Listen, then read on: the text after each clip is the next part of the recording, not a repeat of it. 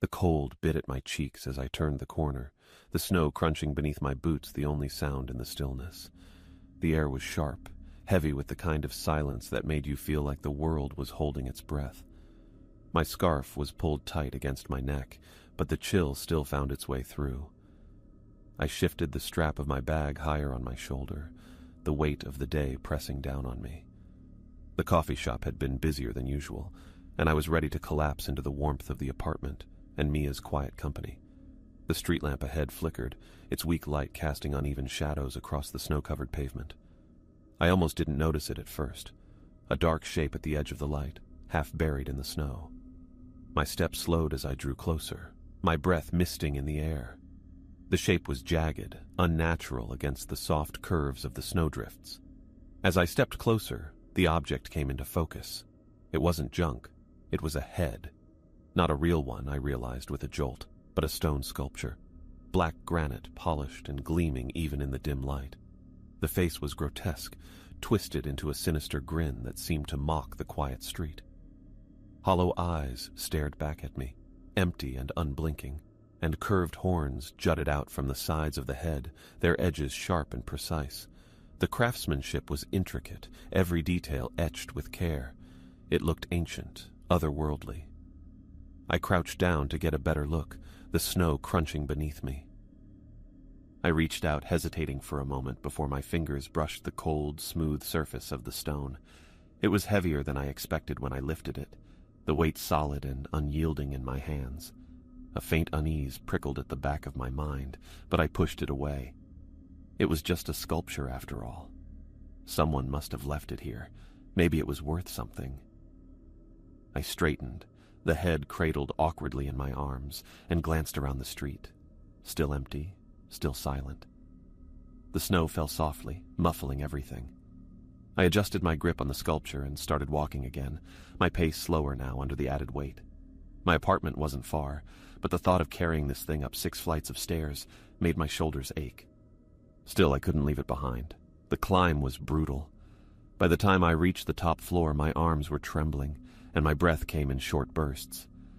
The narrow hallway leading to the apartment was dimly lit, the peeling wallpaper and creaky floorboards all too familiar. I shifted the head in my arms and fumbled for my keys, the cold metal biting into my fingers as I unlocked the door.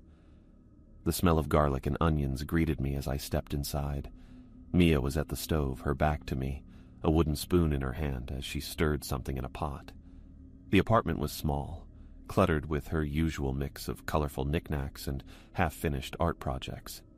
She turned when she heard the door close, her green eyes lighting up with a smile that quickly faded when she saw what I was carrying. "What is that?" Her voice was cautious as she set the spoon down and wiped her hands on a dish towel. "A sculpture," I said, kicking the door shut behind me. "Found it on the street." She stared at it, her expression unreadable. "You found that on the street?" "Yeah, just sitting there under a street lamp." I set the head down on the small table by the window. "It looks valuable. Thought I'd bring it home." Mia didn't move. Her eyes stayed fixed on the sculpture, her lips pressing into a thin line. "Nathan," she started, her voice quieter now, almost hesitant. But she didn't finish. Instead, she took a step closer, her gaze never leaving the grotesque face of the stone head. I watched her, waiting for her to say something else, but she didn't. The table creaked as I shifted the stone head off it, the awkward weight pressing against my palms. I crouched down and set it on the floor near the corner of the room with a dull thud. The sound echoed, heavier than it should have been, and I straightened up, brushing my hands on my jeans. Mia turned sharply at the noise, her eyes snapping to the sculpture. Her expression tightened, her lips parting slightly as though she wanted to say something but couldn't find the words. She took a step closer, her gaze locked on the grotesque grin carved into the black stone. "That thing is creepy," she said finally, her voice low and uneasy. "Why would someone just leave it out there? It looks—" She hesitated, her fingers tightening on the dish towel. "It looks evil, Nathan." I let out a short laugh, shaking my head. "Evil? Come on, Mia. It's just a piece of stone. Someone probably dumped it because it's too heavy to bother with." She didn't laugh. Her eyes flicked to mine for a moment before settling back on the head. "I don't like it," she said firmly. "There's something Wrong about it. I can feel it. It's a rock, I said, trying to keep my tone light. A weird, ugly rock, sure, but that's all it is. I'll get rid of it tomorrow if it bothers you that much. Her jaw tightened, and for a moment I thought she was going to argue, but then she exhaled. Fine. Tomorrow, she said, though the unease in her voice lingered. She turned back to the stove, stirring the pot with quick, jerky movements. Dinner was quiet. The clink of forks against plates and the occasional scrape of a chair were the only sounds. Mia barely touched her food, her eyes flicking toward the corner of the room where the head sat. I caught her staring at it more than once, her expression tight and wary. I tried to make small talk at first, but her answers were short and distracted. Eventually, I gave up. Afterward, as we cleared the dishes, I found my own eyes drifting toward the head. It hadn't moved. Of course it hadn't. But every time I looked at it, I felt a faint prickling at the back of my neck. Even after the dishes were done and the kitchen was clean, I found myself glancing at it again. It sat there, unmoving, its hollow eyes staring into nothing, its twisted grin frozen in place. I shook my head and turned off the kitchen light. The apartment was dim now, the soft glow of the living room lamp barely reaching the shadowed corners. As I passed the head on my way to the bathroom, I hesitated. The black stone seemed darker in the faint light, its edges blending into the surrounding shadows. I stepped closer, my hand brushing the doorframe as I glanced down at it. The grin looked wider now, sharper. The hollow eyes seemed deeper, darker. I blinked hard, shaking my head. It was just the shadows, I told myself. Just a trick of the light. Still, I couldn't shake the feeling that it was watching me, that it was waiting. I turned away quickly, my steps quickening as I headed into the bathroom. By the time I climbed into bed, Mia was already under the covers, her back to me. I slid in beside her and stared up at the ceiling. The apartment was quiet, but the silence didn't feel peaceful. It felt heavy, pressing down on my chest. I closed my eyes, willing myself to sleep. But even as I drifted off, the image of that grotesque grin lingered in my mind, sharp and unyielding. Several hours later, in the dead of night, the image of the stone head still lingered in my mind, its grotesque grin etched into the darkness behind my eyelids. Sleep came slowly, fitful and uneasy, like I was teetering on the edge of wakefulness the entire time. When I finally slipped under, it was shallow, restless. I don't know how long I'd been out when the sound jolted me awake. A high-pitched scream tore through the silence, sharp and unnatural. For a moment, I couldn't place where I was. The room was dark, the faint glow of the street lamp outside barely filtering through the curtains. The sound came again, piercing and drawn out, sending a shiver down my spine. I swung my legs over the side of the bed, my bare feet meeting the cold floor. The scream wasn't human. It was too shrill, too wild. I stumbled to the window, pulling the curtain aside with trembling fingers. The glass was icy against my palm as I leaned forward, squinting into the snow-covered street below. There, in the middle of the empty road, stood a fox. Its fur was a stark orange against the white snow, its body small and wiry. It had its head tilted back, its mouth open as it let out another scream. The sound cut through the stillness, raw and unnerving. The fox's eyes glinted in the faint light, catching the reflection of the street lamp as it slowly lowered its head and looked straight at me. I froze. The fox didn't move, didn't make a sound. It just stared, its gaze unblinking, its body rigid. The silence stretched until I couldn't take it anymore. I let the curtain fall back into place, stepping away from the window. The clock on the nightstand caught my eye. The red numbers glowed faintly in the darkness. 3:33 a.m. I rubbed my hands over my face, trying to shake the lingering unease. It was just a fox, just an animal. I turned back toward the bed, the floor creaking softly under my weight as I moved. Mia was awake. She was sitting up, her knees drawn to her chest, the blanket wrapped tightly around her shoulders. Her face was pale, her green eyes wide and glassy in the dim light. She looked at me like she didn't recognize me at first, like she was trying to convince herself it was really me standing there. "Mia?" My voice came out hoarse, quieter than I intended. "What's wrong?" She didn't answer right away. Her gaze flicked toward the door, then back to me, her lips parting slightly before she finally spoke. "I had a nightmare," she whispered. It felt so real. I moved closer, sitting on the edge of the bed. "What happened?" She hesitated, her fingers gripping the edge of the blanket so tightly her knuckles turned white. "You were standing in the doorway," she said, her voice barely audible. "But it wasn't you, not really." I frowned, leaning forward. "What do you mean?" Her eyes darted toward the bedroom door again. "You were holding that thing," she said, her voice breaking slightly. "The head and your face. It wasn't your face, it was—" She stopped, swallowing hard. "It was the head's face, that awful grin, those hollow eyes. You were laughing at me, Nathan, just standing there, laughing." A chill ran through me.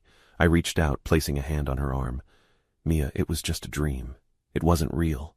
She shook her head, her hair falling into her face. "It didn't feel like a dream. It felt like it was happening, like it was here." I didn't know what to say.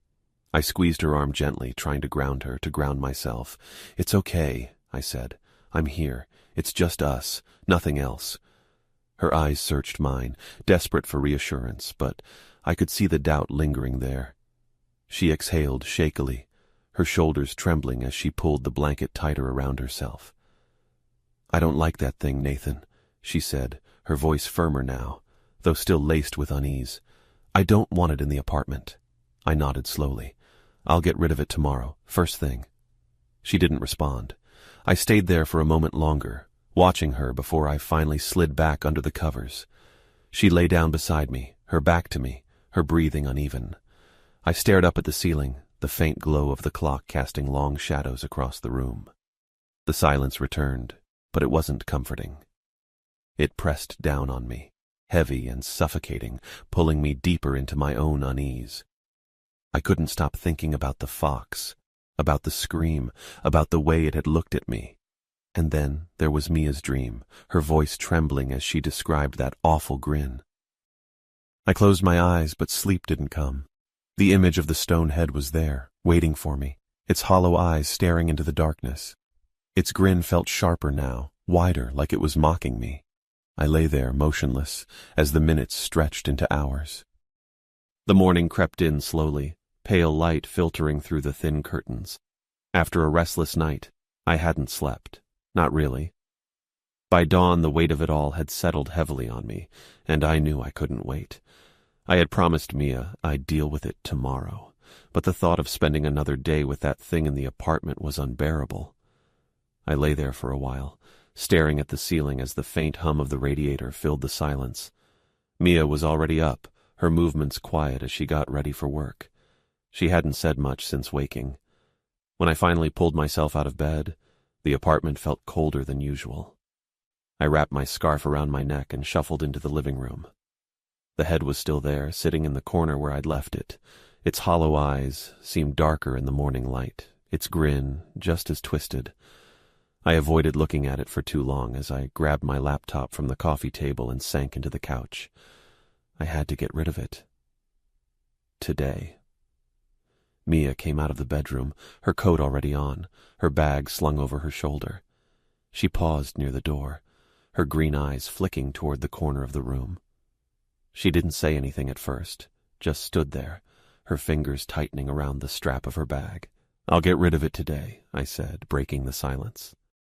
She nodded. "Good," she said quietly. "I don't want it here when I get back." The door clicked shut behind her, leaving me alone with the head.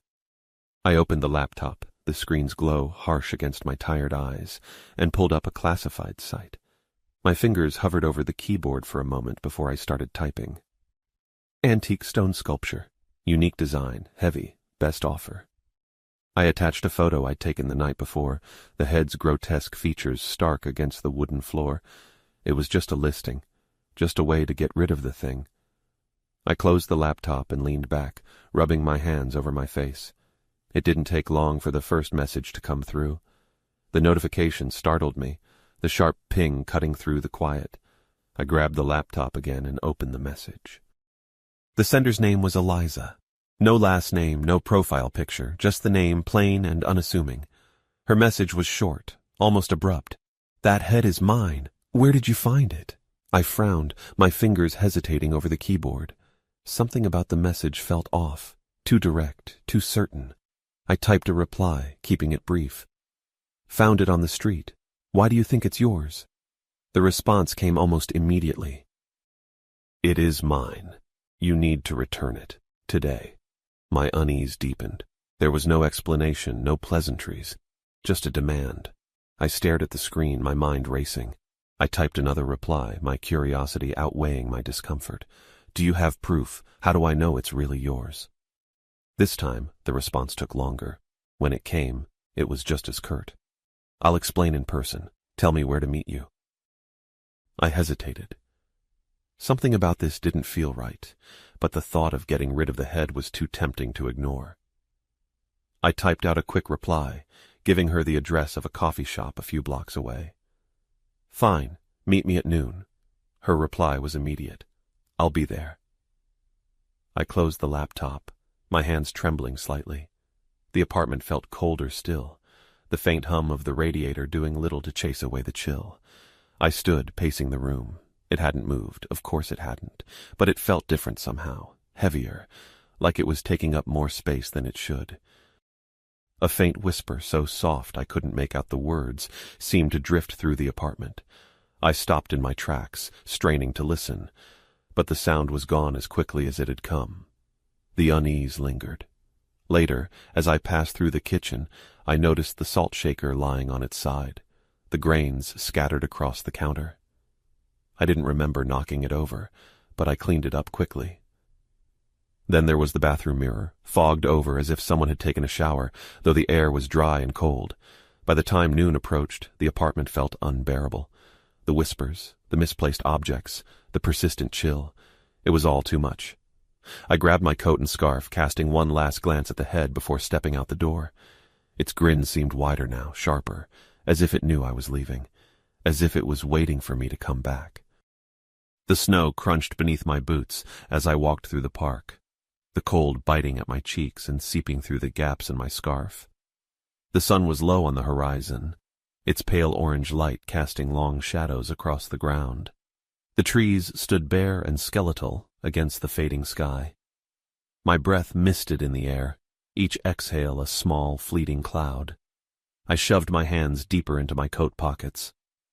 I hadn't planned to come here. The coffee shop at noon had felt safer, more public. But just as I was getting ready to leave, Eliza had messaged me again. Not the coffee shop. Meet me in the park at sunset. It's important. Her tone had been sharp, insistent, and though I didn't understand the urgency, something about her words had kept me from arguing. I'd grabbed the head, wrapped it in an old towel, and left the apartment. Even now, as I approached the meeting spot, I felt the weight of it in my bag, heavier than it should have been. The straps dug into my shoulder, and with every step, I swore I could feel it shifting. I shook the thought away, focusing instead on the figure standing ahead of me. She was waiting near a bench, her wiry frame wrapped in layers of mismatched clothing. Her wild gray hair caught the fading light, a halo of silver against the darkening sky. Even from a distance, her piercing blue eyes seemed to lock onto me, unblinking. She didn't move as I approached, her posture rigid, her hands buried deep in the pockets of her oversized coat. Eliza? My voice sounded small, swallowed by the open space around us. She nodded once, her gaze flicking briefly to the bag slung over my shoulder. You brought it, she said, her voice low and gravelly. I stopped a few feet away, suddenly unsure of myself. Yeah, I brought it. What is this thing? Why do you want it? Her eyes snapped back to mine. Show me, she said, ignoring my questions. Now. I hesitated, glancing around the park. The snow-covered paths stretched out in all directions, silent and undisturbed. Slowly, I slipped the bag off my shoulder and crouched down, pulling the towel-wrapped head out with trembling hands. The cold air bit at my skin as I unwrapped it, the black stone gleaming dully in the fading light. The moment the head was exposed, Eliza's shoulders stiffened, and her lips pressed into a thin line. She took a step back, her eyes narrowing as she stared at the grotesque grin carved into the stone. Fool, she muttered under her breath, though the word carried enough weight to make me flinch. You shouldn't have touched it. I straightened, holding the head awkwardly in my hands. What are you talking about? It's just a sculpture. I found it on the street. Her gaze snapped to mine, and for the first time, I saw something in her expression. Fear. It's not just a sculpture, she said sharply. It's a vessel, a prison, and by bringing it into your home, you've invited it in. Invited what in? My voice rose slightly. What are you talking about? She didn't answer right away. Instead, she stepped closer and grabbed my hand before I could pull away. Her grip was stronger than I expected, her fingers cold and bony as they turned my hand over. I opened my mouth to protest, but the words died when I saw it. A dark spiderweb-like pattern spread across my palm, thin black lines snaking out from the tip of my index finger. The same finger I'd cut 2 nights ago while examining the head. I remembered the sharp sting as I ran my hand over the jagged edge of the stone, the single bead of blood that had welled up before I'd wiped it away without much thought. But now, the lines pulsed faintly, like veins. "What the hell is this?" I whispered, my voice barely audible.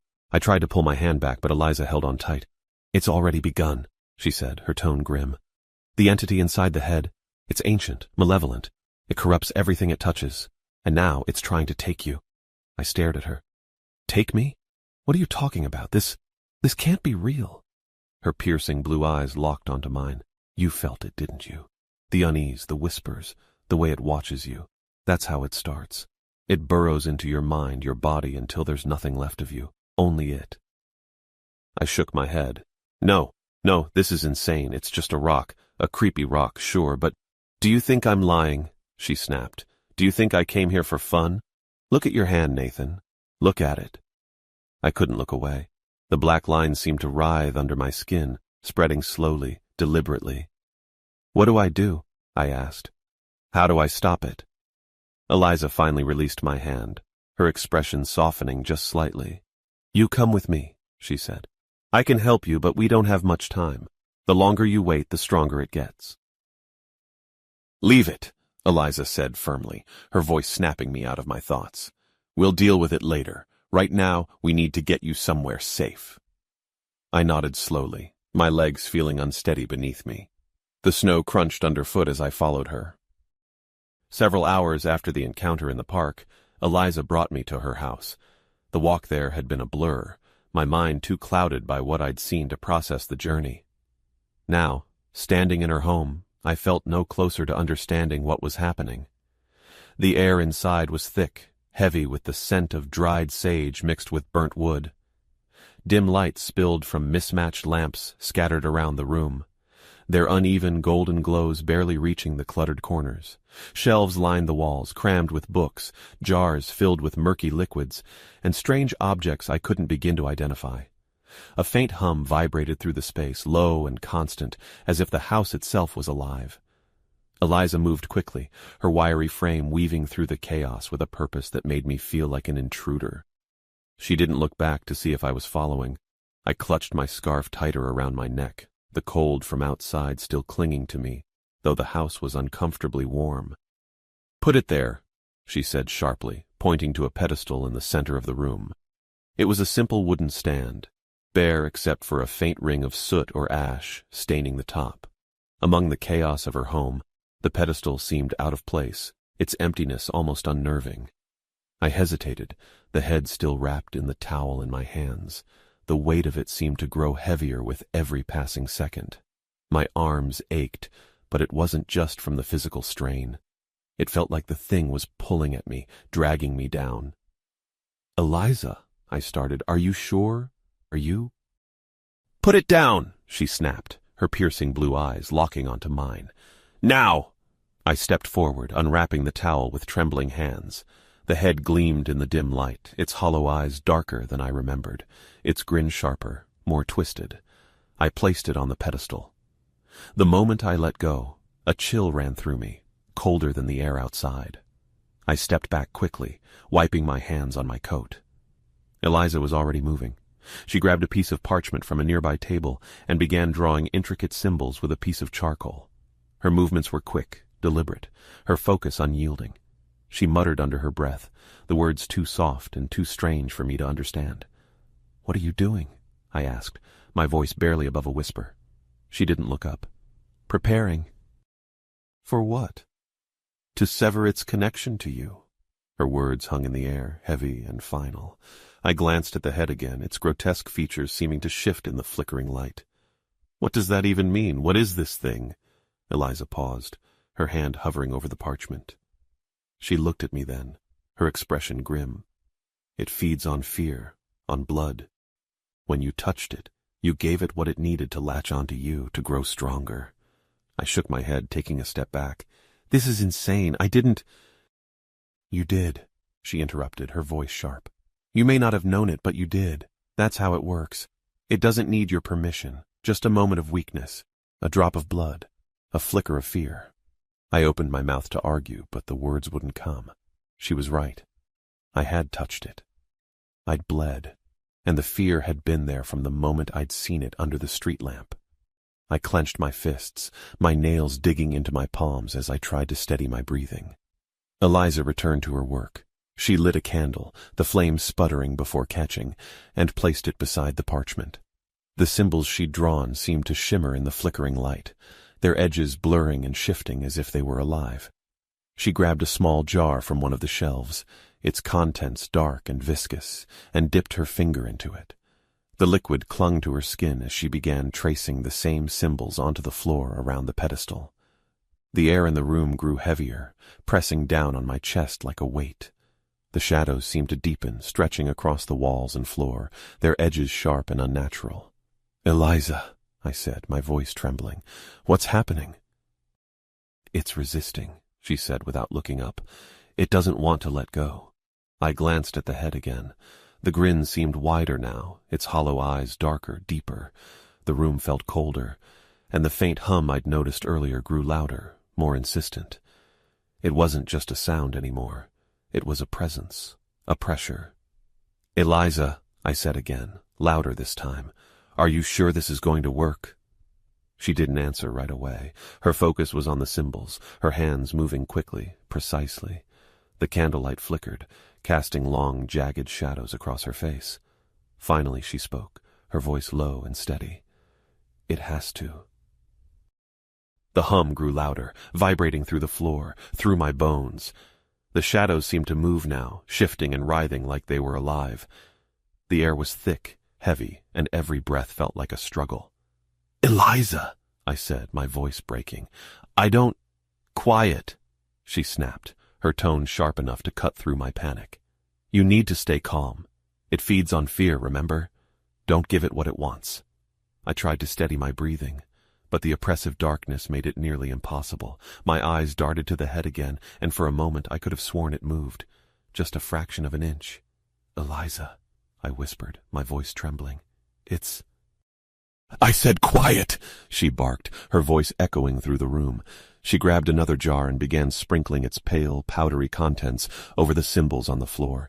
The air grew heavier still, the pressure almost unbearable. The candle flickered violently, its flame twisting as if caught in an unseen wind. The shadows on the walls writhed, their movements frantic, desperate. The hum became a roar, a deep guttural sound that seemed to come from everywhere and nowhere all at once. I couldn't breathe. I couldn't think. The room was closing in, the darkness pressing against me. My eyes locked onto the head, its grin impossibly wide now, its hollow eyes burning with a faint, unnatural light. Eliza, I choked out, my voice barely audible. It's... The candle went out. Several hours later, after the events in the park, the ritual began. Inside Eliza's living room, the air was thick with the scent of burning herbs, the faint tang of iron lingering in the background. Symbols had been meticulously drawn on the wooden floor, their lines precise and glowing faintly in the dim light. The pedestal stood at the room's center, the grotesque stone head perched atop it, its hollow eyes staring into nothingness. The only light came from a single candle, its flickering flame casting long, jagged shadows across the walls. The wound on my finger throbbed, a dull, insistent reminder of the moment I'd touched the head back in the apartment. I flexed my fingers, trying to shake the unease building in my gut. Eliza's voice broke the silence, low and steady, as she began to chant in that strange, guttural language. Her words were sharp and rhythmic, each syllable carrying a weight that seemed to press down on the room. Then the candle's flame flickered and died. Darkness swallowed the room, leaving only the faint glow of the symbols on the floor. The oppressive weight of the air pressed down on me like a vice. The low hum that had been vibrating through the space moments ago was gone, replaced by a silence so deep it felt alive, coiling around me, waiting. Then it hit me. A searing, white-hot pain shot through my arm, starting at my hand and racing upward. I gasped, stumbling backward, clutching my wrist as the pain intensified. The black markings on my palm, those strange spiderweb-like lines, began to writhe. They twisted and curled, shifting like living things, crawling up my arm in jagged, erratic patterns. I could feel them burrowing under my skin, and the sensation made my stomach churn. "Eliza!" My voice cracked, raw with panic. Something's happening."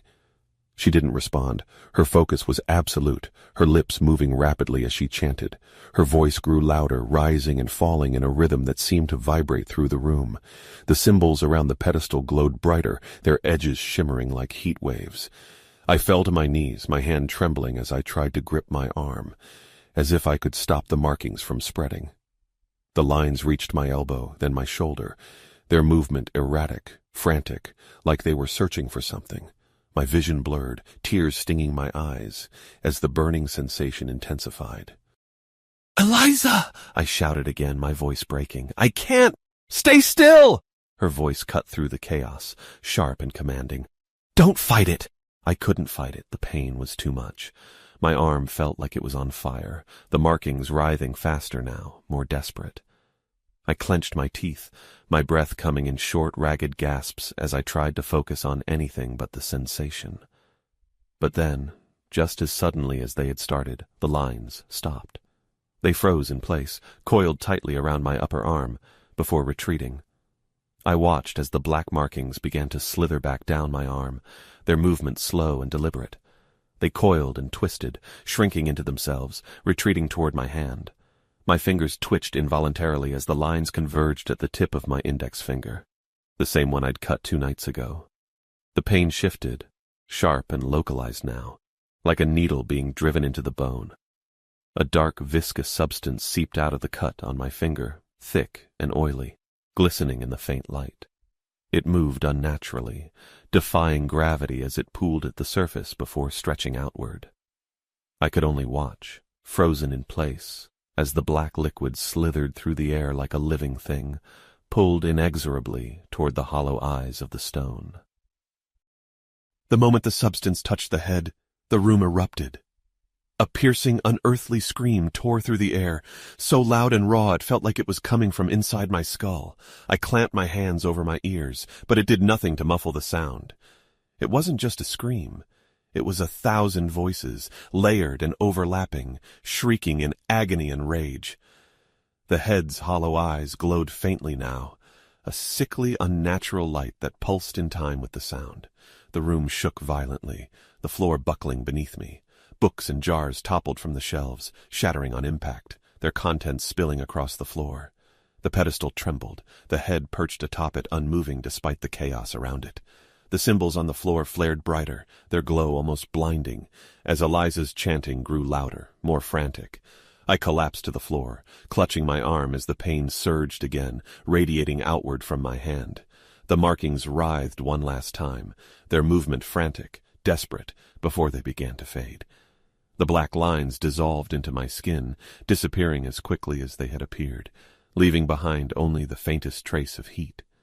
The scream reached a crescendo, the sound so sharp and piercing it felt like it would split me in two, and then, just as suddenly as it had started, it stopped. The silence was deafening. I lay on the floor, my chest heaving as I struggled to catch my breath. My arm throbbed, the remnants of the pain still lingering. Slowly, I pushed myself up onto my elbows, my vision swimming as I tried to make sense of what had just happened. The head was still there, sitting on the pedestal, but it was different now. The hollow eyes were dark again, empty, and the twisted grin that had haunted me for days was softer, fainter. It no longer felt like it was mocking me. It was just a sculpture now, cold and lifeless. The room was still, the air heavy but no longer suffocating. The symbols on the floor had dimmed, their glow fading into nothingness. Eliza stood a few feet away, her breathing labored. I sat up slowly and leaned back against the wall. The markings were gone. The head was silent. And for the first time in days, the weight that had been pressing down on me was lifted. But the room still felt wrong. The room was still, but the wrongness clung to my skin. My breath came in shallow gasps as I leaned against the wall, staring at the head. It sat there on the pedestal, inert now, its hollow eyes empty, its grin dulled to something lifeless. My chest still felt tight, like I couldn't quite fill my lungs. Eliza stood a few feet away, her hands braced on her knees as she caught her breath. She straightened, her movement slow and deliberate, and turned to face me. Her gaze swept over me, sharp and assessing, before she spoke. "You're lucky," she said, her voice low and gravelly. "Most people don't walk away from something like this." I swallowed hard. I don't even know what to say. "Thank you for saving me." Her expression didn't soften. If anything, her eyes narrowed, her lips pressing into a thin line. "Don't thank me. Just be smarter next time." I flinched at the sharpness in her tone, but nodded. "I didn't know." "You didn't think," she interrupted, her voice cutting through my words. "You saw something strange, something that made your gut twist, and you ignored it. That's how these things get in. They prey on curiosity, on doubt. You gave it an opening, and it took it." I looked away, shame prickling at the back of my neck. She was right. I'd brushed off every warning sign, every instinct that told me to leave it alone. And now, because of me, this thing had almost... I didn't even want to finish the thought. Eliza sighed. "What's done is done, but this isn't over yet." I glanced up at her. "What do you mean?" She gestured toward the head. "That thing is still dangerous. The entity inside, it's dormant now, but it's not gone. Not completely. It's like a snake coiled in the dark, waiting for the right moment to strike. So what do we do? How do we get rid of it?" Her gaze hardened. "We destroy it, completely, every last piece of it." I nodded quickly. "Okay, I'll help. Just tell me what you need me to do." But Eliza shook her head, her expression grim. "No. You've done enough. This isn't something you can be a part of." I stared at her, confusion and frustration bubbling to the surface. "What are you talking about? I can't just walk away from this. I need to see it through." Her eyes locked onto mine. "You've already been marked by it. Even now, it's still clinging to you, waiting for another chance. The more time you spend near it, the stronger that connection gets. If you stay, you'll only make things worse." I opened my mouth to argue, but the words died on my tongue. The memory of the black lines crawling under my skin, the searing pain, the whispers that had haunted me. It all came rushing back. I could still feel it, faint but present, like a shadow just out of reach. Reluctantly, I nodded. What happens now?" Eliza's gaze softened just barely. "I'll handle it. I've dealt with things like this before, but you need to leave. Go home. Forget about this." "Forget?" I let out a bitter laugh, shaking my head. "How am I supposed to forget something like this?" Her lips twitched, almost like she wanted to smile, but it didn't reach her eyes. "You'll find a way. People always do." I hesitated, glancing at the head one last time. Will it come back?" Eliza's expression darkened.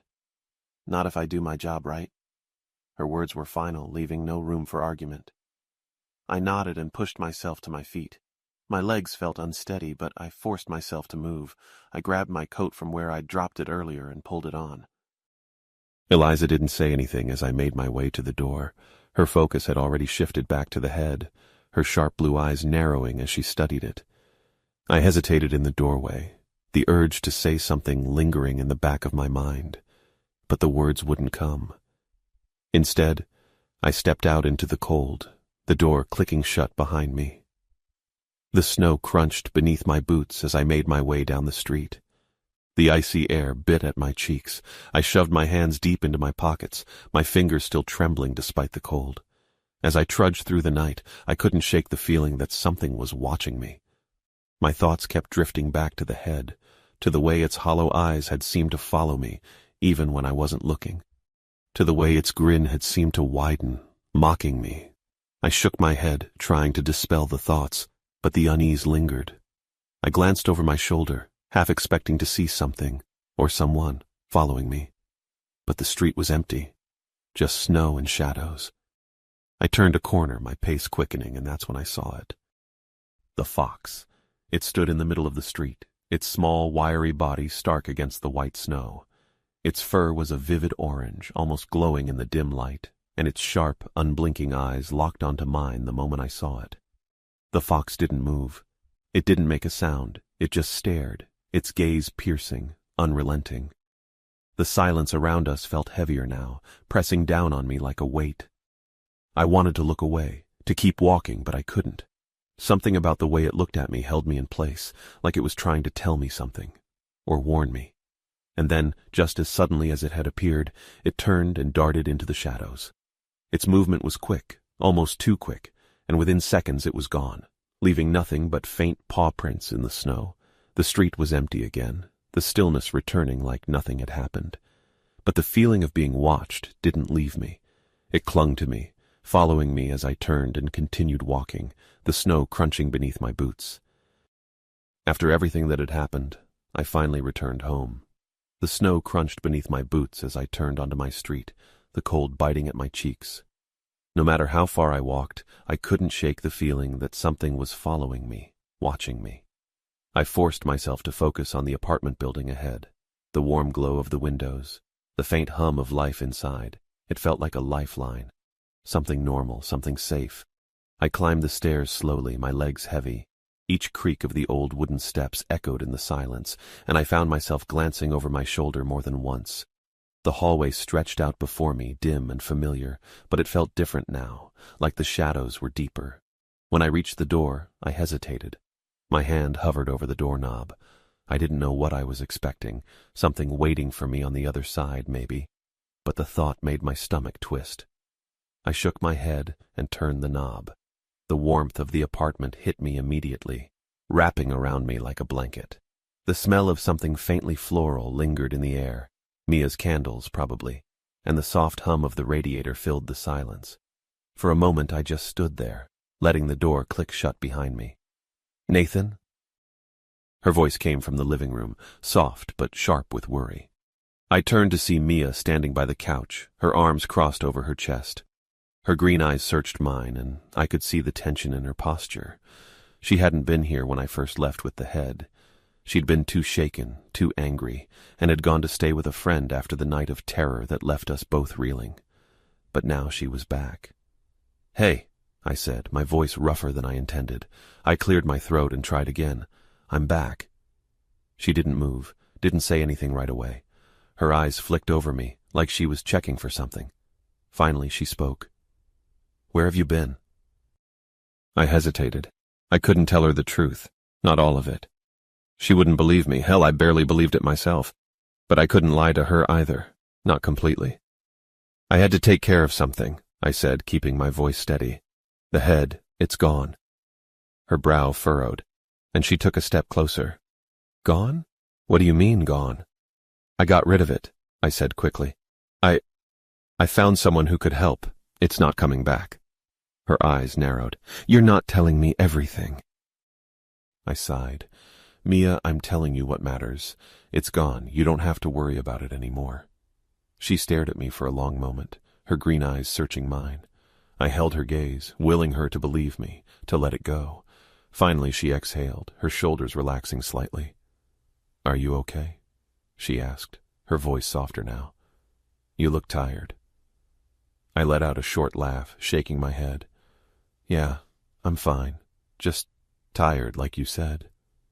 She stepped closer, her hand brushing against my arm. The warmth of her touch eased some of the tension in my chest. "You scared me," she said quietly. "You've been acting so strange lately. And then tonight, I didn't know what to think." "I know," I said, my voice low. "I'm sorry, I didn't mean to worry you." Her hand lingered on my arm. "You can talk to me, about anything. I need to know what's going on with you." I nodded. "I know. I'll try to be better about that, I promise." She studied me for a moment longer, then nodded. Okay. The silence that followed wasn't uncomfortable, but it wasn't entirely easy either. I shrugged off my coat, hanging it by the door, and followed her into the living room. The warmth of the apartment felt more real now, more welcoming, and for the first time in what felt like days, I let myself relax. We didn't talk much after that. Mia made tea, and we sat on the couch, the quiet between us filled with the soft clink of mugs and the occasional creak of the radiator. She didn't press me for more answers, and I didn't offer. It wasn't perfect, but it was enough. Later, as we climbed into bed, the tension from earlier had faded into something softer.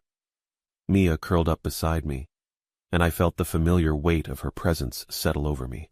It was comforting, grounding, and I let myself believe, just for a moment, that everything was okay. But as the night stretched on, the unease crept back in. I lay awake, staring at the ceiling, the faint glow of the street lamp outside casting long shadows across the room. Mia's breathing was slow and steady beside me. I closed my eyes, willing myself to sleep, but the stillness of the apartment felt too heavy, too quiet. And then I heard it. A scream, sharp and high-pitched, cutting through the silence. My eyes snapped open as the sound echoed in my ears. It was faint, distant, but unmistakable. The fox.